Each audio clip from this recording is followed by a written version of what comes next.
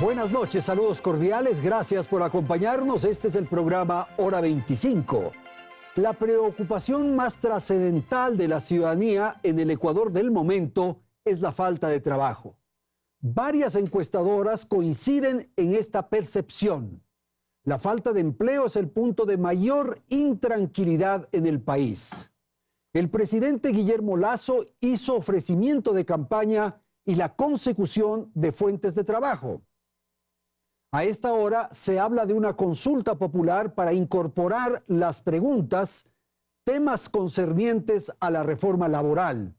Una alternativa de esta naturaleza sin duda tomará mucho tiempo y va a dificultar la posibilidad de un acuerdo y de un consenso. Mientras tanto, 6 millones de ecuatorianos están en el paro total, en el subempleo, en la informalidad. Este es el tema que vamos a tratar esta noche y para ello hemos pedido la presencia de los siguientes invitados. Nos acompaña Paulina Durango. Ella es viceministra de Trabajo y Empleo del Ministerio del Trabajo. Gracias a la participación de Alba Guevara. Ella es docente universitaria, pertenece a la Escuela de Derecho de la Universidad Internacional del Ecuador, UID. Nos acompaña Cristian Villagómez. Él es el presidente de la Asociación de Desempleados y Subempleados del Ecuador. Y agradezco la presencia esta noche aquí en el estudio de Teleamazonas de Eduardo Izurieta. Él es un empresario que nos va a hablar justamente de el compromiso del sector privado en el tema que tratamos aquí, el empleo, el desempleo, el subempleo. Gracias a la audiencia, aquí empezamos. Belén, buenas noches. Hola Andrés, amigos, muy buenas noches. Qué gusto poder estar nuevamente junto a ustedes. Han transcurrido ya 23 días de este nuevo año y la principal preocupación de los ecuatorianos sigue siendo el desempleo. Según la encuestadora Click Report, este tema se ubica en la primera posición de los problemas que más angustian a los ecuatorianos, con un 27,9%. Las bolsas de empleo señalan que el primer trimestre de cada año hay mayor vinculación de candidatos en los procesos de selección y las empresas también realizan más ofertas. ¿Cómo está la situación al momento en el país? Escuchemos a un experto. Cada mes recibimos un aproximado de 300 CVs nuevos y durante todo el año logramos tener aproximadamente entre 2.000 y 2.500 CVs nuevos. Tenemos 1.000 procesos activos y aproximadamente 500 de todos estos que se han postulado llegan a ser contratados en nuestros procesos de selección. Y todas estas cifras tienen rostro. Escuchemos los testimonios de Gabriela y Marco respecto de lo que ha sido buscar empleo. Gabriela López, 38 años, guía de turismo. Yo, tras la liquidación de TAM, me quedé sin trabajo a partir del 31 de julio del 2020. Sí, ha sido súper dura porque o te ponen limitante de la edad o quieren más experiencia. Ahora, con esta nueva experiencia de ser mamá, o sea, sí he visto que hay bastante limitante porque, como tú conoces, las madres tenemos el derecho a las horas de lactancia, entonces las empresas ya no te contratan por eso. Marco Ramírez, 51 años, camarógrafo. Estaba trabajando repartiendo comida en delivery y bueno, me he dado estas maneras en 2 años de tratar de subsistir, digamos, ¿no? Lastimosamente por mi edad, ya no me quieren dar trabajo. Pese a casos como estos, que los encontramos por miles, las cifras del INEC señalan que en 2021 se redujo la tasa de desempleo. Por ejemplo, los hombres empezaron el 2021 con una tasa de desempleo del 4,9% y en noviembre eso bajó al 3,4%, mientras que en las mujeres el desempleo en enero 2021 se ubicó en 6,9% y en noviembre se redujo al 5,8%. ¿Cuál es el panorama para este año? Regresamos contigo, Andrés. Gracias, Belén, y vamos a empezar y vamos a pedir justamente a nuestros panelistas una reflexión, un diagnóstico de lo que está sucediendo. Viceministra, ¿cuál es la información que ustedes tienen? ¿Qué es lo que está pasando? ¿Cómo explicar, cómo entender estos niveles tan altos de desempleo? Buenas noches. Buenas noches, Andrés. Gracias por la invitación. Es un gusto estar aquí. Saludo a la audiencia. Sin duda, el desempleo y el subempleo es el problema más grande que tiene este país y así lo demuestra esta encuesta. Pero las cifras también demuestran que hemos tenido una reducción importante sobre esos índices, ubicándose a nivel nacional en el 4.4% en noviembre del 2021. El repunte de la pandemia ha cambiado las circunstancias en estos 2 meses. Sin embargo, creemos que el ambiente que se vive, el ambiente de reactivación, tiene que permanecer en el Ecuador. ¿Pero qué está pasando? Las empresas no contratan personal. Las empresas no contratan personal porque tenemos un sistema muy rígido de contratación. Y el gobierno debe buscar este nuevo entorno laboral que permita contratar a más personas. No es posible que en el Ecuador las mujeres a los 38 años se consideren ya mayores para conseguir empleo. O sea, una mujer de 38 años ya difícilmente consigue empleo. Y para las mujeres, el tema del empleo y el desempleo, que es para mí trascendente en la actividad del Ministerio de Trabajo, no ha encontrado este espacio que tiene que buscarse para dar oportunidades a las mujeres, respetando sus derechos para acceder al trabajo. Y el otro elemento, Paulina, es que se está despidiendo personal de las empresas, ¿o ya no tanto? No, gracias a, creo que a las políticas de confianza no se ha despedido a gente más, las cifras lo demuestran en ese sentido. Entonces, más bien lo que hay es una ralentización en la contratación y mantenerse en niveles bajos cuando nosotros lo que queremos es dar oportunidad a los jóvenes, dar oportunidad a las mujeres, a esta nueva gente que busca una formación distinta. Entonces, si queremos romper esta terrible circunstancia del desempleo y del subempleo en el Ecuador, tenemos que sin duda hacer cosas distintas. Vamos a ir a eso en el siguiente segmento. Cristian, por favor, su percepción, ¿qué es lo que está sucediendo? Usted representa a un colectivo, a un sector de personas que se han unido y que son desempleadas, que son subempleadas. ¿Qué está pasando? Gracias, Andrés. Es un placer estar en el programa, los panelistas y a todas las personas que nos están mirando. Nosotros representamos a casi 6 millones de personas en el Ecuador. Queremos que estas 6 millones de personas tengan voz. El desempleo en el Ecuador está entre de 7 personas, de cada 10 personas no tienen empleo pleno. Esto quiere decir que si trasladamos este problema a la sociedad, a la familia, es un desastre. Las familias no tienen con qué sustentarse y por eso es que se crean grandes problemas sociales.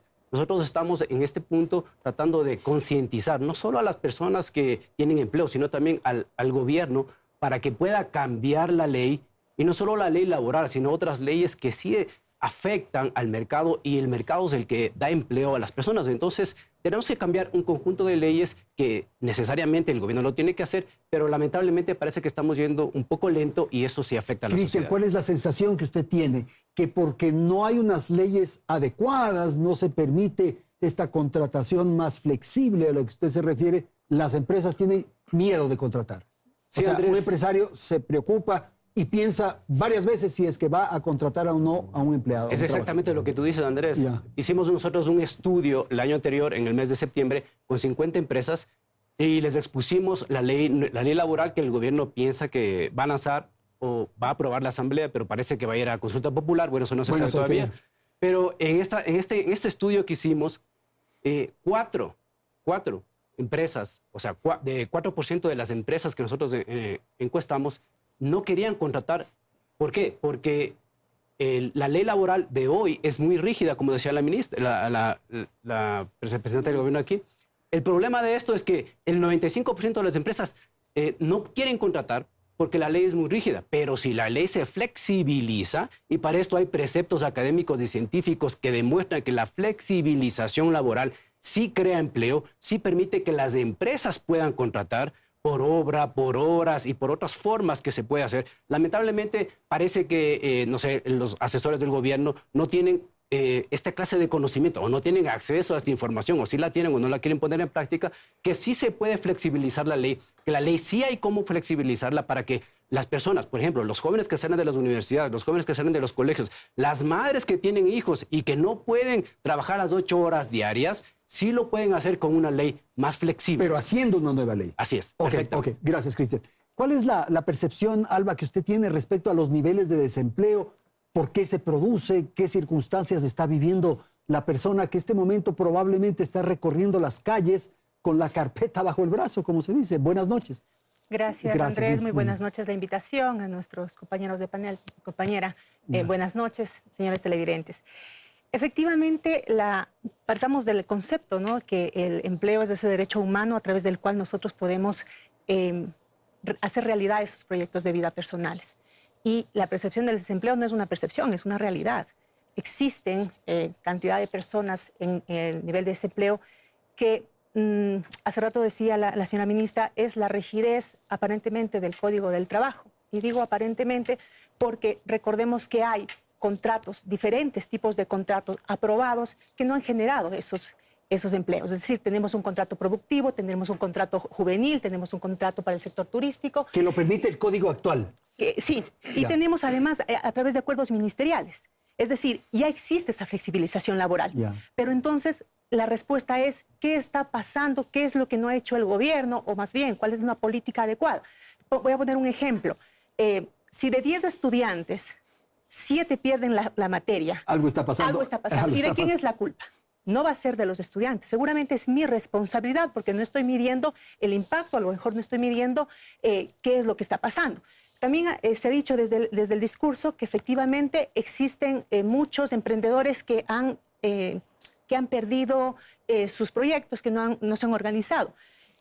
Deberíamos analizar qué está pasando. Nosotros hemos tenido historias de muchos incrementos más bien o inyecciones para que se generen estos temas productivos, pero si no hay un control adecuado, esos recursos se desaparecen por cualquier lado. Ahora, Alba, ¿pero qué estará ocurriendo? Esos 6 millones de ecuatorianos que están en estas condiciones, algo están haciendo, porque de algo tienen que vivir. Entonces, ¿estará pasando lo de la informalidad, del subempleo? ¿Qué estará ocurriendo? Si ustedes ven las mismas estadísticas que ofrecieron del año 2020 al 2021, tenemos los mismos porcentajes. Entonces, realmente no sé si efectivamente hemos aumentado en ese porcentaje el empleo, pero todos estos 6 millones han estado o estamos viviendo en condiciones un poco precarias, toda vez que se está buscando o buscándose la vida todos los días para llevar es lo que vemos en las calles, de alguna manera. Por eso les digo las que no es una personas que venden frutas, el señor que limpia el parabrisas, esos son. Ese es el ejército de 6 millones de ecuatorianos. Sí, y no es una percepción, es una realidad. Es una realidad, es un hecho que vemos. Pero que nosotros tenemos normativa para poder contratar. Es decir, ya existe la normativa, no es necesario esa flexibilización, tenemos la normativa. Con la normativa actual se podría hacer. Se puede, nosotros tenemos. Tenemos los acuerdos ministeriales de octubre de 2020. Teníamos además acuerdos ministeriales anteriores del sector turístico, del florícola, del ganadero. Es decir, ya había esos acuerdos ministeriales. Pero ahí va el problema, como le decía en el ejemplo. ¿Qué está pasando? ¿Qué no ha hecho el gobierno? Algo está ocurriendo para que no se contrate personal. ¿Cuál es la apreciación que ustedes tienen? Buenas noches. Gracias, Andrés, por la invitación. Gracias. En mi opinión, las leyes ecuatorianas impiden que 6 millones de ecuatorianos puedan trabajar. Y ese es el problema raíz que tenemos que resolver. No solamente leyes laborales, sino leyes que atraigan la inversión. Esas leyes que en el Ecuador se han creado durante décadas tienen como consecuencia el resultado que estamos viviendo actualmente. Eso es lo que estamos viviendo gracias a leyes que en muchos casos supuestamente defendían derechos de los trabajadores. Pero lo que han creado es le han eliminado un derecho al 70% de la gente, que es un derecho básico a trabajar. Y eso es lo que tenemos que resolver. Y creo que tenemos que ser muy puntuales en los problemas que tenemos que resolver. No solamente leyes laborales, sino leyes para atraer inversión, para generar emprendimiento. El Ecuador tiene una particularidad muy especial y es que es un país que tiene un espíritu emprendedor. El año anterior, a través de la Asociación de Emprendimiento, se crearon casi 800 nuevos emprendimientos que generaron, cada emprendimiento genera 2, 3 plazas de trabajo. Entonces, el Ecuador tiene que hacer una reforma profunda de esto para atraer inversión privada masiva. Y en eso quiero hacer énfasis en eso. Inversión privada tiene que ser privada y tiene que ser masiva. Y otra cosa que es importante es que tiene que ser rápida. Claro. porque las personas, esas 6 millones de personas, están sobreviviendo y no podemos esperar mucho tiempo. Los políticos y la sociedad tienen que emprender cambios profundos, pero además cambios rápidos, pragmáticos, dejar la ideología de lado, porque a veces nos empantanamos en una cantidad de conceptos ideológicos que lo único que generan son discusiones bizantinas que no nos llevan a nada. El problema es gravísimo. Así como hoy estamos viviendo el problema del COVID, todos tenemos familiares, amigos que están con COVID. Lo mismo pasa con el desempleo. Seguro. Todos tenemos algún familiar o varios familiares o amigos que están luchando día a día por llevar algo de comida a la casa. Ahora, Eduardo, me parece que el tema de la legislación a la que usted se ha referido es un elemento, es un ingrediente, pero hay un contexto nacional que ha complicado a las empresas, que ha complicado al sector productivo y que por eso es que han salido de lo formal a lo informal estos 6 millones de ecuatorianos aproximadamente. Ese es el tema central, no tanto la ley, ¿o sí cree usted que la ley? Yo creo que la ley es un componente muy importante, las leyes. Ya. Pero evidentemente, si el empleo se crea como consecuencia de inversión, los inversionistas necesitan tener confianza en dónde están poniendo sus recursos. Yo creo que desde el mes de mayo del año anterior se ha generado un ambiente de confianza. Los empresarios, los inversionistas, los emprendedores, estamos con hambre de invertir. Se tienen que generar otro tipo de facilidades. Sin duda han habido cambios en la ley, pero se necesita mucho más. Pero lo más importante es la confianza. Porque fíjese, un emprendedor, ¿ya? No hablemos solo de los grandes inversionistas, sino que un emprendedor tiene que invertir sus recursos, sus ahorros, tiene que endeudarse para poner en práctica un negocio, para llevar adelante un sueño, para solucionar un problema de las personas. Y ese emprendedor necesita tener un ambiente de confianza para poder desarrollar su negocio y necesita un ambiente en donde también podamos protegerles. No podemos decir, no podemos decir que somos pro trabajadores sin ser pro empresa y tenemos que terminar con ese tipo de paradigmas, porque el empresario y el trabajador colaboran para lograr un objetivo común. Y lamentablemente ciertas líneas ideológicas han puesto al trabajador y al empresario como dos contrincantes, cuando lo que estamos es en un mismo país con unos mismos problemas y lo que debemos es colaborar para crecer. Seguro. Alba, por ejemplo, alguien que tiene un salón de belleza, que tiene una vulcanizadora y tal, piensa 2, 3, 4 veces si es que es preciso contratar a un asistente. Pensemos que efectivamente esta persona que tiene el salón de belleza puede acogerse a un contrato de los que existen en la norma que no le va a generar ningún perjuicio. No hay problema. O sea, yo insisto, tomando el tema que señalaba hace rato Eduardo, él dice el emprendedor necesita sacar de su bolsillo. Pero ¿qué tal si el Estado le provee los recursos a un interés bajísimo, le hace el acompañamiento respecto de cómo emprender los recursos, de cuáles tienen que ser los proyectos que tiene que presentar? Seguramente no va a fallar en el desarrollo. Rápidamente una respuesta y vamos a una ronda final. Yo discrepo con Alba y saludo con mucho respeto a cada uno de los señores panelistas que me acompañan, a Eduardo y Cristian también. Pero no es suficiente tener una modalidad de contratación para que la rigidez laboral desaparezca. La modalidad de contratación está por debajo de la ley. El acuerdo ministerial no puede reformar la ley. Entonces, tenemos que trabajar bajo los esquemas de esta ley laboral que ya no está de acuerdo. Pero Paulina, también sería mágico que con una ley ya se resuelva. Ahí comparto tanto con Cristian como con Eduardo el punto de decir que no es exclusivamente la ley, que tenemos que tener condiciones adecuadas y sin producción no hay empleo. El objetivo del Ministerio de Trabajo de este gobierno, que está alineado con el plan presentado por el presidente Lasso, es encontrar el empleo y la producción. Si es que no hay inversión, si es que no hay confianza, no puede haber trabajo, más allá de que el marco normativo es indispensable. Pero yo creo que también debemos referirnos en este momento a un contexto que está presente en el día a día nuestro y es el contexto pandemia. Vamos a ir a eso. Paulina, tengo que ir a un corte y enseguida volvemos también con Cristian para su intervención. En un instante, Hora 25.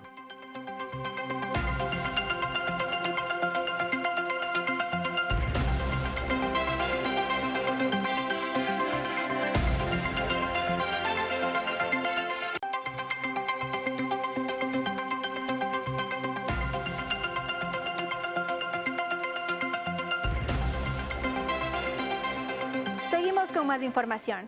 Una de las principales propuestas de campaña del presidente Guillermo Lasso fue la creación de empleo. En su primer intento de que se apruebe una reforma laboral en la Asamblea Nacional, esto fue lo que dijo. Escuchemos. Ahora debemos caminar juntos hacia la siguiente meta: generar 2 millones de puestos de trabajo, que es lo que demanda en los próximos 4 años la sociedad ecuatoriana. Tras recibir la negativa en la Asamblea, ¿qué se ha hecho desde el gobierno para propiciar la generación de empleo? Ahora el primer mandatario hace una nueva propuesta. Escuchemos. Que esa mayoría de ecuatorianos resuelva si está de acuerdo o no con una nueva ley laboral. Lo podemos enviar a la consulta popular. Sin embargo, ¿es esto posible? El artículo 104 de la Constitución de la República señala que el presidente puede convocar a una consulta popular sobre los asuntos que estime pertinentes. Pero el Código de la Democracia en el artículo 195 establece que para que el presidente convoque a consultas populares sobre proyectos de ley, estos deben ser previamente negados por la Asamblea Nacional, lo que podría complicar la propuesta del presidente. A esto sumemos los tiempos que podrían ser demasiado extensos. ¿Qué opinan nuestros invitados? Vamos contigo, Andrés. Claro, Belén, y el problema es este bloqueo político. El presidente no tiene facilidad de ingresar un proyecto de ley a la Asamblea y ahora recurre a la opción de la consulta popular. Pero eso va a tomar muchísimo tiempo, quizás un año, y vamos a tener mayores dificultades. Cristian, ¿qué piensan ustedes? ¿La consulta popular es una vía, es una opción? Por favor.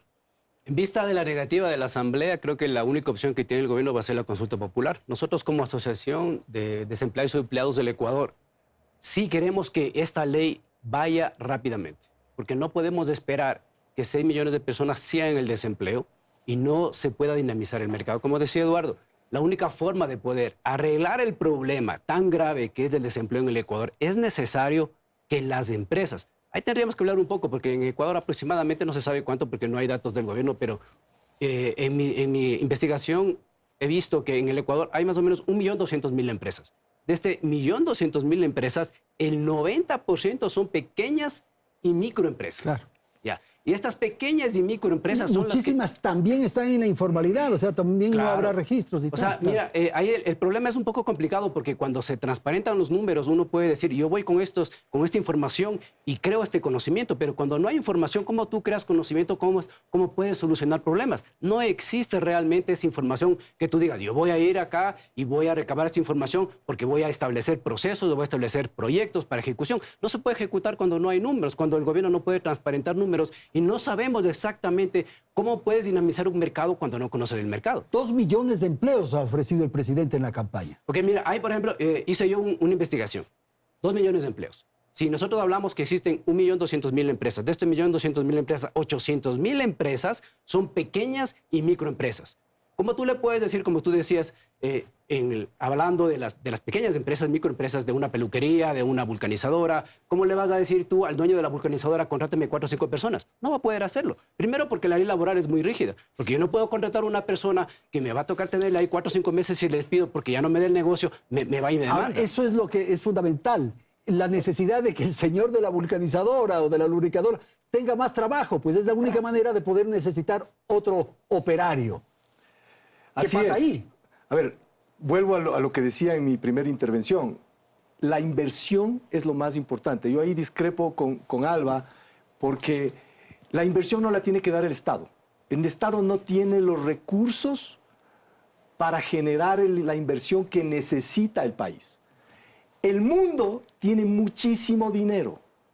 El mundo tiene muchísimos recursos que se van a los países donde son más atractivos. Te pongo un ejemplo. Si un inversionista extranjero quiere poner un dinero en un fideicomiso para apoyar negocios pequeños, emprendimientos pequeños, cuando reciba sus ganancias de esas inversiones, tiene que pagar el ISD. Entonces, eso es un primer problema legal que tiene que superar el inversionista. Entonces, el inversionista dice, no, ¿para qué me meto en este país? Por ese lado. Después, cuando tú tienes emprendimiento y hay inversión en emprendimientos, hay una figura de gestor del emprendimiento que le ayuda al emprendedor a prosperar, a avanzar su negocio, a crecer para que pueda contratar más gente. ¿Qué es lo que sucede? Esos gestores cobran unos honorarios, hay unos costos. Y esos costos, según las leyes actuales, si se hacen ese tipo de temas con sede en el Ecuador, tienes que pagar el impuesto a la renta, IVA, retenciones, encarece en más del 40%. Entonces, ¿qué es lo que sucede? Los emprendedores que necesitan capital, el mundo tiene capital y está buscando dónde invertir. El emprendedor necesita el capital y nosotros estamos pidiéndole al Estado que dé la plata. Y en este sentido común, algo está pasando. Entonces, si hay una barrera, exacto, hay un bloqueo. Si hay dinero en el mundo dispuesto a invertir y hay necesidades de inversión en un país que además tiene una gran fortaleza frente a nuestros vecinos de América Latina, y es que estamos dolarizados. Aquí el inversionista puede retirar dólares, no pesos que luego se devalúan. Y no aprovechamos este tipo de ventajas porque tenemos estas leyes que hacen que el inversionista se vaya a otro lado. Paulina, tú vas a hacer alguna referencia al tema de la pandemia en el bloque anterior, pero yo quisiera incorporar un elemento, y es que hay quienes señalan, especialmente de las centrales sindicales, que se está queriendo, yo uso esto entre comillas, aprovechar las circunstancias de desempleo para incorporar a estas personas al trabajo formal, y los quieren aprovechar, los quieren de alguna manera explotar, en fin. Todo lo contrario. Yo creo que efectivamente no hay nada más precario que no tener empleo. Esas son las palabras del presidente Lasso. Es absolutamente evidente. Absolutamente, el hombre que está limpiando el parabrisas está en la condición más precaria. ¿Quién va a tener las oportunidades de llegar a cumplir 40 horas a la semana, un salario mínimo vital, tener empleo adecuado y ver este derecho más importante a la realización humana que deseemos para tener acceso al trabajo? Y yo creo que el entorno del gobierno nacional ha dado muestras de un cambio, efectivamente, y por eso se crearon más de 277,000 empleos en estos últimos meses, que están registrados y sabemos que están ahí.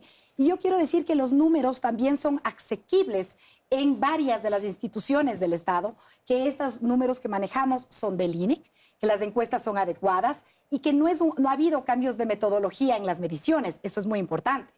Los cambios de metodología no cambian los resultados y eso está dado en estos momentos. Pero yo quiero volver al tema de la ley, Andrés, si me permites. Por favor, porque esta idea de que se los va a explotar, se los va a aprovechar. Sí, porque efectivamente esta ley tiene que ser el consenso de los ecuatorianos. Estamos aquí 5 personas que tenemos distintos ámbitos de acción en la vida pública, en la vida nacional, en la vida privada, y todos coincidimos es que es necesaria y que es urgente, además. No solo necesaria, sino urgente. Entonces, el presidente de la República determinará la manera de hacerlo, sí o no consulta. Sin embargo, creo que la Asamblea Nacional tiene un papel que cumplir para efectivamente acceder a debatir y aprobar este nuevo marco que permita la contratación de los ecuatorianos. Creo que todos vamos a empujar para ello, la academia, los empresarios, el gobierno, los desempleados y evidentemente también las centrales sindicales y los que tienen empleo, que son muy pocos dentro de los ecuatorianos. Entonces hay que mirar hacia dónde vamos en este futuro cercano, en este futuro de pandemia, de este repunte que ha tenido en la vacunación de este gobierno, la posibilidad de la reactivación. Y eso no podemos desconocer y mencionar en este panel, porque si no tendríamos el 82.5% de la población vacunada, el entorno sería mucho más complejo de lo que es, sin desconocer que es un entorno difícil. Alba, lo que ocurre es que a esta hora hay un trabajo subterráneo, hay un trabajo informal esta idea de que, por ejemplo, un colectivo, un contingente de venezolanos particularmente, está trabajando probablemente en la lubricadora o en la vulcanizadora y no tienen ninguna protección de ley? ¿No será mejor que ese venezolano entre a la formalidad y tenga una protección? Claro, a ver, partamos desde la idea que traté de expresar desde un inicio, ¿no es cierto? El derecho al trabajo es un derecho humano, partamos desde ahí. Y como derecho humano se tiene que garantizar. Y aquí es importante mencionar el concepto de que es mejor tener un trabajo a no tener nada, partamos desde ahí. La materialización del derecho al trabajo no se efectiviza con que yo trabaje, se efectiviza con la posibilidad de un seguro social, con la posibilidad de condiciones adecuadas, de un horario justo, de una remuneración. Ahora bien, el proyecto que se presentó en su momento te da la posibilidad de que te contraten por horas y que a lo mejor esos montos sí se paguen de formas proporcionales. Eso es lo que nos dice la norma. Entonces, sí hay un tema de precarización, nos guste o no nos guste. Entonces, por eso yo quiero que se entienda este trabajo como un derecho humano y que la materialización no es solo la acción de trabajar, es que a través de esa venta a la fuerza de trabajo yo pueda generar estas circunstancias de vida adecuadas. Pero eso podría estar en la ley, de modo que esa persona no tenga esta precarización a la que usted se refiere. Pero por eso le digo, es que como estaba planteada la norma... Esa ley ya no. Exacto, como estaba planteada la norma, te daba la posibilidad, decía, de que te contraten por horas. No obstante, de que constitucionalmente también está prohibida la contratación por horas. Pero lo decía de forma clara. Se podrá pactar y en las partes podrán acordar los mínimos, las horas, los momentos, los lugares, etcétera, etcétera. Entonces, ahí vamos también a una realidad social e histórica. Realmente no quiero decir que trabajadores y empleadores estén contrapuestos, pero sí tienen posiciones disímiles. O sea, necesariamente no se tiene la misma capacidad de negociación. Rápidamente, Paulina, responder esto que acabamos de escuchar. Me parece muy importante decir que lo que señala Alba es la definición de lo que es de empleo adecuado. Es decir, que trabajes al menos 40 horas a la semana y que tengas un salario mínimo como retribución a tu trabajo. Yo quiero señalar enfáticamente que el proyecto de ley va a respetar evidentemente lo que dice la Constitución, no sería de otra manera, pero creo que el cumplir las 40 horas a la semana y permitir que eso sea en diferentes días, por ejemplo, jornadas, es un tema de... ¿Y usted está de acuerdo en eso, por ejemplo? Eso tiene que ser puesto en las... Pero eso está en el Código de Trabajo y hay una posibilidad. Ya está en el Código actual, se puede hacer. Pero con recargos, pues. Con recargos. Hay algunas posibilidades que cuando haces horas extraordinarias, suplementarias, tengas mayores recargos y eso efectivamente contrae este mercado que lo que buscamos es que se dinamice. Eduardo, la idea esta de que los trabajadores y los empresarios se unan y lleven adelante ofensivas juntos para sacar adelante el Ecuador, claro, es absolutamente válido, pero lo que dice Alba también es verdad. Las condiciones, las posiciones de uno y de otro son distintas. Yo creo que hay más cosas que unen a las que separan. Un inversionista necesita empleados competentes y al inversionista le conviene contratar, conservar y promover un nivel de trabajo para que el empleado esté contento. Bueno, pero ese es un debate interminable, el capital y el trabajo. Ahí... De acuerdo, pero lo que tenemos que hacer y el reto que hay es que la oferta de trabajo aumente tanto, ¿ya? Para que el empleado, lo que decía Alba hace un momento es real, el poder de la negociación entre un empleador y un empleado, el empleado tiene la parte más débil cuando no tiene opciones. Claro. Cuando se genera más trabajo, hay más inversión, hay más oferta de trabajo, el empleado sube su poder de negociación, porque el empleado puede decir, oye, tengo que ganar más, necesito estos mejores beneficios, porque si no el empleador pierde el empleado. Esa situación se vuelve tremendamente grave en la situación actual.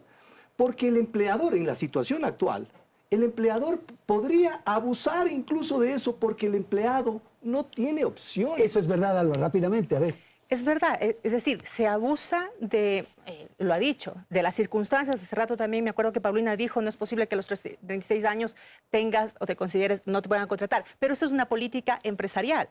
no es una política, no está en la norma que te diga que no te Eso contraten. no sé si es una política de los empresarios, sino es el mercado. Es una consecuencia del mercado. Bueno, yo creo que va más allá. Pero hay una cosa que es importante. Hay que tener mucho cuidado porque a veces es como que los empresarios son los malos de la película y los empleados son los buenos de la película. Y hay buenos y malos De todo. de todo. Exacto. Esto no es una política. Muchas veces los empresarios tienen que sobrevivir también. Cuando hay más empleo, se aumenta además el consumo. Al aumentarse el consumo, aumenta la competencia. Hay más competencia de empresas. Cuando hay más competencia de empresas, hay más demanda de trabajo. Entonces, el poder se traslada del empresario al trabajador. Rápidamente, Paulina, ya te doy la palabra, Cristian. A ver, Solo Paulina. realmente para puntualizar que efectivamente si nosotros no damos estos pasos ciertos de cambios con una inversión adecuada. Y yo quiero rescatar aquí 3 momentos importantes. Un descubrimiento de exploración petrolera en la semana anterior, la reserva marina y los empleos, verdes que serán importantes para este país, para generar la ley de inversiones que dará este espacio y el crédito a bajo interés son elementos que van en esa dirección. En esta dirección y estamos dando esos pasos adecuados. A eso es a lo que voy. Estos pasos están adecuados en este contexto distinto, pero estamos viendo esos resultados. Entonces yo lo que quisiera es más bien invitar a todos los que estamos y a todos los que están al frente en nuestras pantallas, de nuestras casas, a dar este paso. Hay un proceso importante de regularización de venezolanos que va a emprender en el Ecuador en los próximos días y meses. Ya hemos estado trabajando juntos con la Cancillería ecuatoriana en este tema, porque uno de los aspectos que rescato es ese diálogo constante en este gobierno del encuentro para dar políticas rápidamente, comunes. Alba, su comentario de lo que han dicho sus colegas ahorita. Un punto importante, que sí se aumenta el consumo cuando hay estabilidad. Porque yo sé y me puedo proyectar a futuro y digo, ok, tengo un trabajo estable, me puedo proyectar a futuro. Pero si estoy en condiciones precarias, no puedo gastar el dinero poco que tengo en el bolsillo. La estabilidad se consigue cuando hay más inversión y hay más oferta de trabajo. Pero no depende de la norma, es que no depende del Código del Trabajo, porque el Código del Trabajo nació ¿para qué? Para tutelar a esos grupos que están desprotegidos. Pero ¿quién es el responsable de materializar todos esos derechos? Es el Estado a través de todas las políticas públicas y no de cambiar necesariamente una norma. Todas estas regulaciones o leyes que tienen un principio y una intención muy loable, ¿ya? Los resultados es que 6 millones de ecuatorianos no trabajan. Pero tiene razón, Alba, en el sentido de que podemos hacer la mejor ley del mundo, pero tampoco eso va a generar en empleo, pues. Absolutamente, Eduardo. totalmente. Así como uno puede decir en la Constitución, que es la ley suprema, el trabajo es un derecho y está garantizado. Y ya con eso resuelto. Y en la realidad no sucede. No se resuelve. No sucede. Porque no solamente son los temas laborales. Hace un momento yo mencionaba como un ejemplo, tenemos que atraer la inversión. Y como decía, el mundo tiene mucho dinero. ¿Qué hacemos para que ese dinero venga acá, a financiar a los emprendedores? Ahí va a haber más contratación y ahí va a haber más estabilidad. Entonces, el tema es encontrar cuál es la raíz del problema. Yo coincido en que la raíz no es la ley solamente, ¿ya? Y no la ley laboral. ¿Ya? La ley laboral tiene problemas graves y las consecuencias las estamos viviendo. Basta ver a los países más desarrollados, donde hay mayor trabajo. Las leyes son más flexibles, pero basta ver cómo la cantidad de gente que emigra, por ejemplo, a países como Estados Unidos, donde es absolutamente flexible. Gente que acá no tiene trabajo, con un código laboral que les cuida todos sus derechos, prefieren ir allá a un país donde no les respetan, entre comillas, esos derechos. Pero hay temas sociales garantizados, educación, salud, que son necesarios para el desarrollo humano. Tiene que ocuparse también el Estado, y por eso la inversión privada es fundamental. El mayor empleador en el mundo es el sector privado. Entonces, no podemos desconocer que las políticas públicas tienen, Andrés, y todos, y Cristian va a darme ahí esta Vamos a ver en qué posición está Cristian. Porque efectivamente el que sufre es el que vimos al inicio de este programa, Andrés. El que no tiene esa posibilidad. La persona que está caminando todos los días a buscar trabajo. Enfocados en esas personas. Ok, a ver, Cristian. Estoy de acuerdo con Alba que el trabajo es un derecho humano. ¿Cómo le explicas tú a los 6 millones de personas que no tienen empleo? ¿Cómo le explicas tú que la ley laboral sí les protege sus derechos de las personas que no tienen empleo? Ese es un debate que hemos tenido en varias provincias con cientos y miles de desempleados y no hay consenso, porque tú no le puedes decir al bachiller que sale para buscar empleo y poder mantenerse, no le puedes decir, oye, el gobierno sí respeta tus derechos a través del Código Laboral, pero el mercado no te va a ofrecer un empleo porque no existe esa fuente de empleo. ¿Cómo se genera el empleo? Como decía Eduardo, hay que dinamizar el mercado, el sector privado. El 95% en el Ecuador, el 95% de los empleos está generado por el sector privado. Entonces, ¿qué tenemos que hacer con el sector privado? A la persona que está con un desempleo de 4, 5, 6 años, no ha tenido un empleo, tiene un empleo que tal vez un subempleo o vende algo de chicles en la esquina, tú no le puedes decir el Código Laboral te protege a esos 6 millones de personas. ¿Cómo hacemos para cambiar la realidad? Es ahí que el conocimiento que la ministra dice que sí existe esos datos, ese conocimiento, sí sería bueno que se transparenten y podamos llegar a esos números, porque es la única forma de decir, mira, el mercado ecuatoriano tiene 10 millones de personas económicamente activas, de esos 10 millones, 8 millones y medio pueden laborar, de esos 8 millones y medio, solo 6 millones, únicamente 6 millones están en el desempleo. O sea, es absurdo. ¿Cómo podemos decir? Pongamos el caso de Colombia y Perú. En Perú, la ley está transparentada y dice que 12.5% en Colombia hay de desempleo y 15% en Perú. 9% del desempleo y 8% en Colombia. Entonces, en el Ecuador decimos 4.4% que decía la ministra y 54% de subempleo. O sea, no tiene... O sea, ahí vamos a ver que la idea que nosotros tenemos de cambiar el Código Laboral, y no solo el laboral, sino alguna ley más para poder dinamizar el mercado con las empresas, las microempresas y las medianas empresas, porque es la única forma, eso tiene que hacer el gobierno. Pero ya, o sea, no podemos esperar 2, 3 años más. Tengo que ir a una pausa, tengo que ir a la publicidad y retornamos en un instante.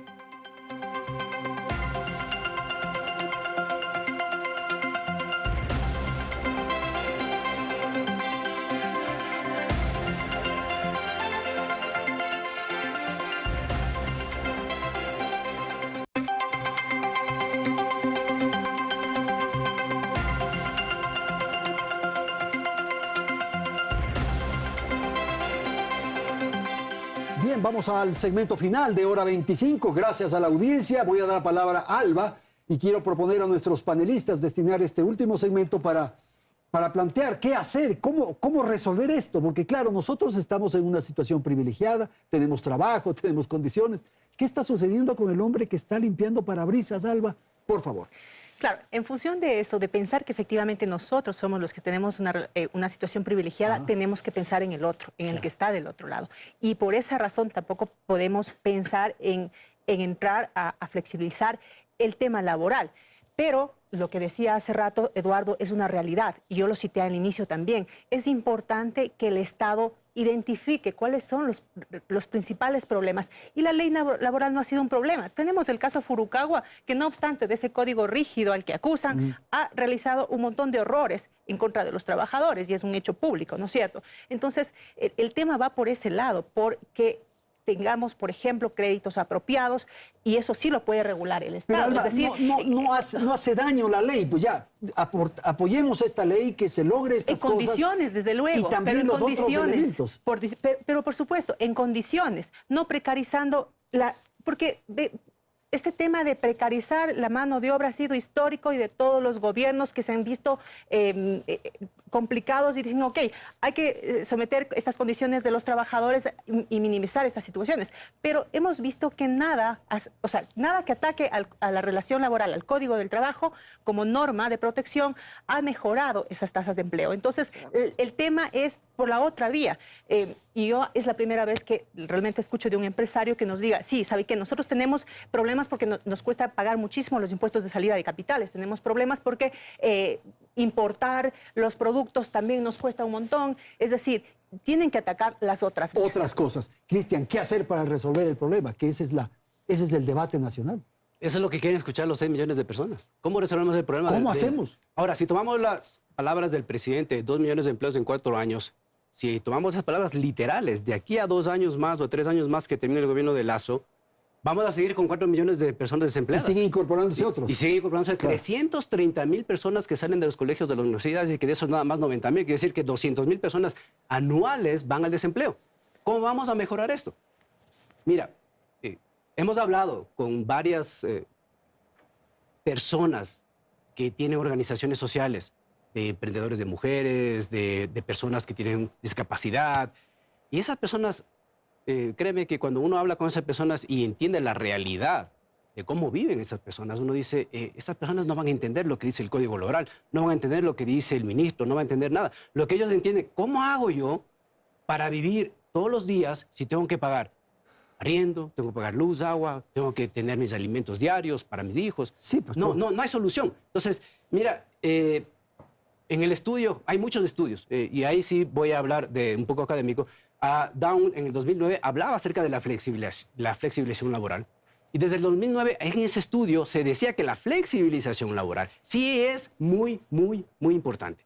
Pero tiene varias ¿Usted es aristas. partidario de eso? Yo sí, la flexibilización, porque mira... Con lo cual se van a incorporar muchas personas al trabajo. Sí, si hay que cambiar la Constitución, cambiemos la Constitución, porque no hay cómo. O sea, bueno, esos son los ideales, pero muy difícil en estas circunstancias. El punto aquí es que muchas veces los proyectos se ejecutan en función de ideologías y no en función de realidades de la sociedad.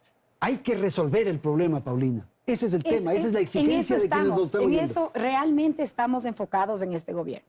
No vamos a estar aquí con estas políticas que no han funcionado históricamente y que tienen que tener un cambio. El caso Furukawa fue dado en otro gobierno, en otros gobiernos, en donde decían ser defensores de los derechos de los trabajadores, y eso realmente es un tema en el que nosotros estamos todos enfocados en el respeto absoluto a los derechos. Creo que cómo mejorar este aspecto es sin duda aprobando esta ley. Y los ecuatorianos... Ese es un elemento, Paulina. Es un elemento. El otro elemento son las condiciones de inversión. Voy a hacer referencia otra vez a lo que mencioné hace un momento, y es este encuentro entre el empleo y la producción. Y hay un punto que no hemos mencionado en este muy interesante panel, y es el tema de la formación. ¿Qué es lo que está requiriendo el mercado laboral ahora? ¿Qué busquen los jóvenes?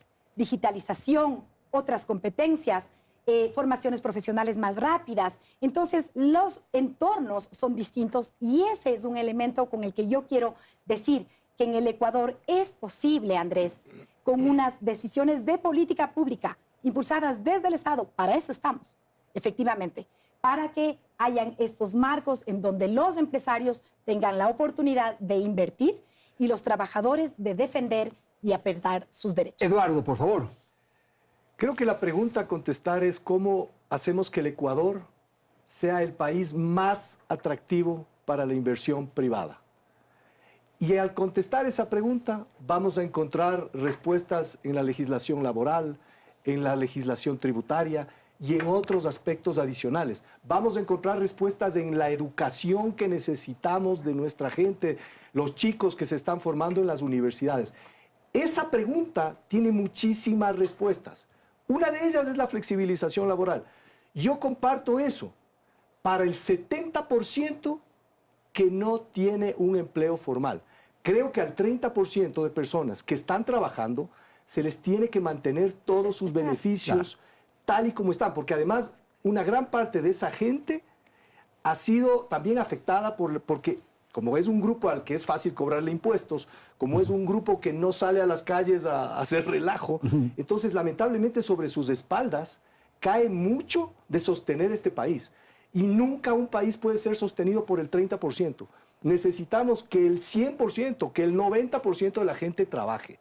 Y aquí la demanda que nosotros tenemos que hacer a los políticos es que lo tienen que hacer, y lo tienen que hacer rápido. Las encuestas son contundentes. Sí. No podemos, yo entiendo la posición del gobierno en llamar una consulta popular, porque probablemente no tiene otro camino. Y eso va a tomar mucho tiempo. Pero se tiene que sensibilizar a la clase política para que tomen decisiones ya, porque la persona, mientras nosotros estamos conversando, hay una persona que no sabe qué va a comer esta noche. Sí, claro. Y eso es un problema que tenemos la obligación de resolver. Okay. Tengo una última ronda de intervención, casi un mensaje final. Rápidamente, Alba, 30 segundos. ¿Qué hacer? No, que efectivamente las políticas públicas y las decisiones del Estado, del gobierno sobre todo, vayan encaminadas en esta protección de derechos y en visualizar efectivamente que es buscar las medidas más idóneas para garantizar esa oferta de campaña, pero además esos derechos reales. Paulina, rápidamente, un mensaje final. Andrés, creo que el país necesita las respuestas. Y efectivamente las respuestas son estas dadas en el ambiente de confianza que ha generado el gobierno para invertir y para dar condiciones adecuadas de trabajo. Sin duda alguna, uno de los elementos más importantes es esta ley que vamos a tener que darle a los ecuatorianos como una oportunidad. Esta es una ley de oportunidades laborales que buscará incorporar a esos 7 de cada 10 ecuatorianos que no tienen empleo a posibilitar su mejor vida en este país. Cristian, por favor, asimismo, una intervención final. Quisiera dirigirme a los 6 millones de personas que no tienen empleo como presidente de la Asociación Nacional de Desempleados y Subempleados del Ecuador. Quiero que sepan que nosotros estamos al pie del cañón, estamos esforzándonos y estamos presentando propuestas para que se pueda liberalizar el trabajo y que ya no haya 6 millones de desempleados, sino que sea al contrario. Comprendemos que el gobierno tiene que socializar la ley y estaremos apoyando esta ley, si es que la ley realmente va a crear estos 6 millones de empleos que no existen hoy. Ok, Eduardo, con usted terminamos. Yo creo que tenemos que buscar soluciones pragmáticas, que tenemos que buscar emular lo que han hecho otros países para generar empleo y no perdernos tanto en discusiones ideológicas. Tenemos que tomar decisiones rápidas y hay muchísimos ejemplos en países en América Latina y también en el mundo, y uno puede ver qué es lo que funcionó y qué es lo que no funcionó y aplicarlo. Y yo creo que tenemos que ser así, más pragmáticos y menos ideológicos, porque no hay otra manera. Y quizás más solidarios con aquellos que no tienen trabajo. Ellos son. Absolutamente, absolutamente. Pero fíjate, las personas que sí tienen trabajo son tan solidarias que un gran porcentaje de sus ingresos se va en impuestos. De los 360 días al año, ese grupo de personas probablemente trabajan entre 120 y 180 días para el Estado. Es que este es un compromiso de todos. Eso es un problema también de ese 30%. Entonces, solidaridad. Ok, muchísimas gracias a nuestros panelistas, Paulina Durango, Alba Guevara, Cristian Villagómez y Eduardo Izurieta. Gracias a la audiencia que nos ha acompañado esta noche. Felicidades. Hasta la próxima semana.